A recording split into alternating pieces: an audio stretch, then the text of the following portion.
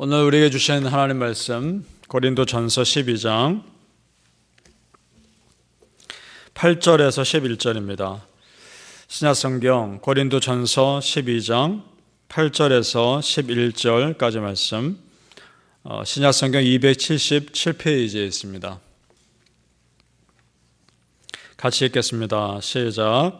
어떤 사람에게는 성령으로 말미암아 지혜의 말씀을, 어떤 사람에게는 같은 성령을 따라 지식의 말씀을, 다른 사람에게는 같은 성령으로 믿음을, 어떤 사람에게는 한 성령으로 병 고치는 은사를, 어떤 사람에게는 능력 행함을, 어떤 사람에게는 예언함을, 어떤 사람에게는 영들 분별함을, 다른 사람에게는 각종 방언 말함을, 어떤 사람에게는 방언들 통역함을 주시나니 이 모든 일은 같은 한 성령이 행하사 그의 뜻대로 각 사람에게 나누어 주시는 것이니라. 아멘. 이 새벽 예배하신 은혜가 우리 성도님들께 함께 하시기를 예수님 이름으로 축복합니다. 아멘. 자, 오늘은 유명한 말씀입니다. 고린도전서 13장은 사랑장으로 다 알고 계시죠? 그 앞장인 12장은 은사의 장으로 알려져 있는 성경입니다. 은사에 대한 말씀이 쭉 기록되어 있는데요, 특별히 이 고린도 교회에 보낸 바울의 서신 아닙니까? 바울이 고린도 교회에 보낸 서신에서 특별히 은사를 많이 다루고 있다는 얘기는 고린도 교회 안에 은사를 가진 분들이 많이 계셨다는 겁니다. 그리고 그래서 바울이 보기에 그럼 이걸 어떻게 받아들이고 사용하면 좋을까 해서 알려줄 필요가 있었던 겁니다. 그래서 자세하게 기록합니다. 근데 그 전에 더 중요한 말씀이 사실은 먼저 나옵니다. 그것은 뭐냐? 우리 안에 계신 성령님의 역사하심이 얼마나 소중한지, 성령님이 얼마나 귀한 분인지 먼저 말씀하고 있습니다. 우리 3절을 같이 보겠습니다. 3절 말씀 시작. 그러므로 내가 너희에게 알리노니 하나님의 영으로 말하는 자는 누구든지 예수를 저주할 자라 하지 아니하고 또 성령으로 아니하고는 누구든지 예수를 주시라 할 수 없느니라. 아멘. 그러니까 내가 지금 예수님은 나의 구세주입니다 라고 고백하는 것이 성령님의 역사라는 겁니다. 성령님이 내 안에서 역사하시지 않으면 도저히 내 안에서 그런 고백이 나올 수 없다는 겁니다. 지금 이 고백은 우리 크리스찬에게는 당연하죠. 그런데 이 초대교회, 이 시대를 살았던 성도들에게 이렇게 고백하는 것은요, 당연한 것이 아니었습니다. 왜냐? 목숨을 걸어야 했기 때문입니다. 그 당시 로마 황제의 권력이 절정에 달했을 때 로마 황제가 신으로 숭상됩니다. 집마다 로마 황제의 신상이 있을 정도였고, 이런 말도 있었습니다. 시저는 주님이시다, 이렇게 고백해야 될 때도 있었습니다. 시저는 주님이시다. 시저 로마 황제 아닙니까? 그런데 그런 시대에 로마의 지배를 받고 있는 이 땅에 사는 사람들이 예수님은 주님이시다 라고 고백한다는 얘기는 무슨 말인가요? 시저는 주님이 아니다 라는 말과 똑같은 겁니다. 이거는 정말 목숨을 거는 일이었단 말입니다. 그런데도 내 안에 계신 성령님이 주신 담대함과 믿음의 확신으로 예수님은 주님이시다 고백할 수 있었던 겁니다. 이것이 우리 안에 고백이 되길 바랍니다. 어떤 상황이 여러분 앞에 펼쳐져도 예수님은 나의 주님이시다라는 이 고백은 평생 여러분 안에 깊이 뿌리 박는 은혜의 말씀이 되기를 소망합니다. 성경은 분명히 선포합니다. 사도행전 4장 11절 12절 여러분 잘 들어보십시오. 이 예수는 너희 건축자들의 버린 돌로서 집 모퉁이의 머릿돌이 되었느니라. 다른 이로서는 구원받을 수 없나니 천하 사람 중에 구원받을 만한 다른 이름을 우리에게 주신 일이 없음이라. 아멘. 여러분, 오직 예수님만이 나의 주님이요 나의 구세주심을 고백하십니까? 아멘. 이 고백은 여러분 안에 계신 성령님께서 하시는 고백입니다. 그렇게 믿음의 고백을 하는 사람들에게 그 다음 역사하시는 것이 성령님께서 우리에게 주시는 은사인 겁니다. 성경에서는 이것을 신령한 말씀이라 말하고 있습니다. 1절을 제가 읽겠습니다. 1절 보시죠. 형제들아, 신령한 것에 대하여 나는 너희가 알지 못하기를 원하지 아니하노니. 아멘. 자, 이 신령한 것을 오늘 성경 말씀에서는 은사라고 표현합니다. 은사가 헬라어로는 카리스마입니다. 카리스마. 그러니까 카리스는 은혜죠. 은혜에서 나온 것이 카리스마, 은사입니다. 하나님께서 은혜로 주시는 선물입니다. 이건 거부할 수 없는 겁니다. 성도님들, 성령으로부터 받는 그 거룩한 은사 사모하시길 바랍니다. 그래야 하는 이유는 그 은사를 받음으로 인해 내가 더 귀한 사역을 하나님께 돌릴 수 있기 때문입니다. 그런데 우리가 은사에 대해 몇 가지 오해하는 것이 있습니다. 크게 두 가지입니다. 첫째 오해가 뭐냐? 영적으로 성숙해야만 은사를 받는다라는 생각입니다. 이것이 맞을 수도 있지만 꼭 그렇지 않을 수도 있습니다. 조금 부족해도 하나님 주십니다. 조금 부족해도 은사 주십니다. 고린도 교회 성도님들이 좋은 예입니다. 그들이 물론 잘한 것도 있지만 성숙하지 못한 면도 많이 있었거든요. 그런데 은사를 주셨습니다. 그 이유는 지금 그 공동체에 그 은사가 필요했기 때문입니다. 공동체의 유익을 위해서 조금 부족해도 주십니다. 여러분 생각해 보세요. 정말 성숙한 사람만 은사를 받고 그런 사람만 은사를 사용할 수 있다면 우리 교회 공동체 안에 은사를 쓸 수 있는 사람이 몇이나 되겠습니까? 그렇지 않단 말입니다. 이런 겁니다. 내가 완벽해서 쓰임받는 것이 아닙니다. 내가 부족하지만 쓰임받으면서 더 깨닫게 되고 더 성숙해지는 은혜가 분명히 있다는 겁니다. 믿습니까? 둘째 오해는 뭐냐? 나는 왜 은사를 못 받는가라는 겁니다. 나는 왜 은사가 없는가? 여러분 어떻게 생각하십니까?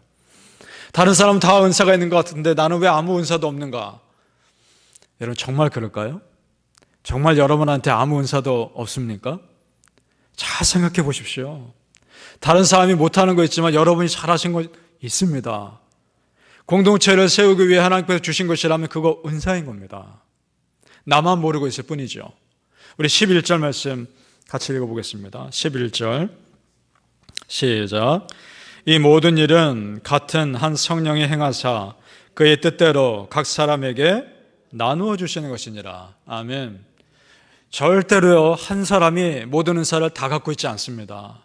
하나님이 우리를 너무나 잘 아시는 하나님이 이 성도가 무엇을 잘할까? 잘할 수 있는 것으로 채워주시는 은사가 분명히 있습니다. 그걸 하시면 되는 겁니다. 저는 병 고치는 은사를 사모했습니다. 정말 손 한번 얹고 기도해주면 그 자리에서 다 고침받았으면 정말 좋겠습니다.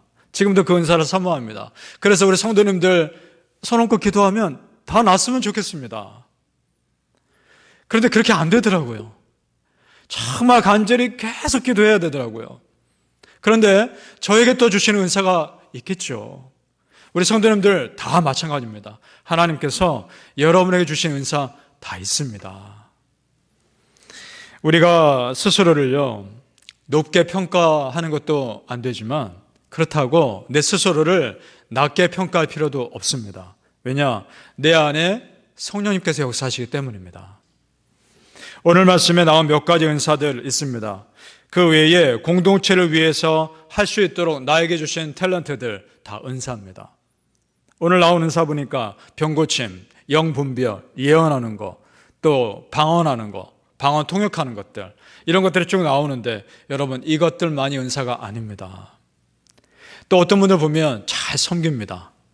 어떤 분들은 잘 베푸시고 어떤 분들은 잘 순종하시고 또 다른 사람을 잘 세워주십니다. 그것들 은사입니다. 그것들을 통해서 하나님께 영광 올려드리면 그 자체가 하나님 원하시는 대로 여러분 쓰임 받으시는 겁니다. 사랑하는 성도님들, 내가 기쁨으로 하나님 나라를 위해 할 수 있는 그 어떤 것이 있다면 그것이 은사임을 믿으시고 하나님 나라를 위해서 그것들 마음껏 사용하시기를 예수님 이름으로 축복합니다. 아멘. 은사는 참 여러 가지죠. 그런데 그 은사가요 모두가 모여서 한 몸된 교회를 위해 사용된다는 것입니다. 그래서 은사가 어느 은사가 더 좋고 어느 은사가 더 나쁘고 그런 거 없습니다. 다 소중합니다. 마치 우리 예수님께 우리 성도님들 한 분 한 분이 다 소중한 것처럼 다 필요합니다. 그래서 오늘 말씀은 그 은사를 몸을 예로 들어 설명합니다.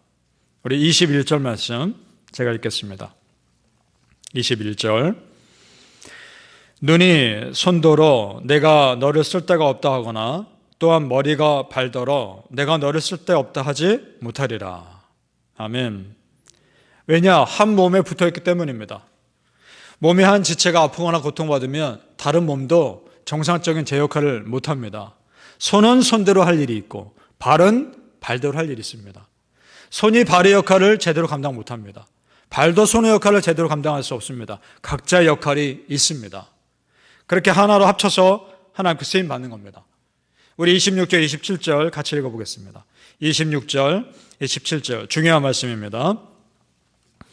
시작.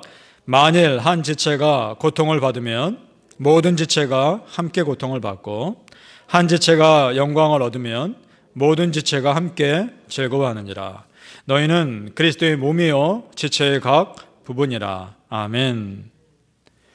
살아서 몸은 굉장히 유기적이죠. 한 지체가 약하면 다른 몸의 지체들이 약해지게 되어 있습니다. 그래서 우리 성도님들, 우리가 그런 사람임을 아시고 모두가 다 건강하시길 바랍니다.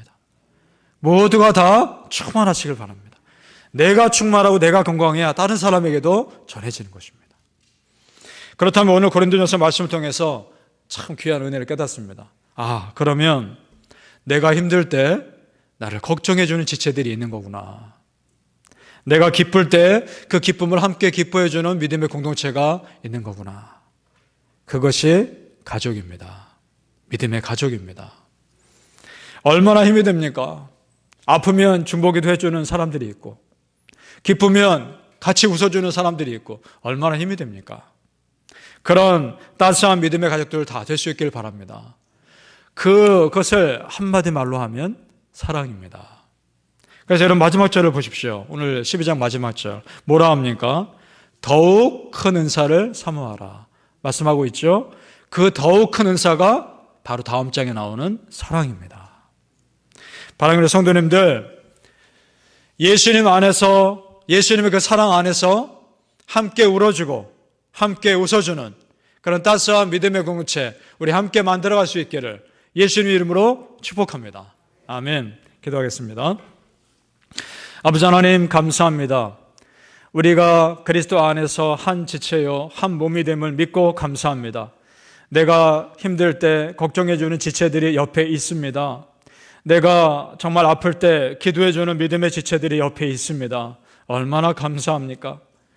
멀리 있는 친척보다 내 옆에 있는 믿음의 가족들이 옆에 있다는 것 자체가 너무나 감사합니다. 아버지 하나님, 그 믿음의 공동체를 우리가 아름답게 세워가게 도와주옵소서. 나에게 있는 탤런트, 나에게 있는 은사, 내 안에서 멈추는 것이 아니라 마음껏 하나님 이름으로 사용할 수 있게 하여 주옵소서.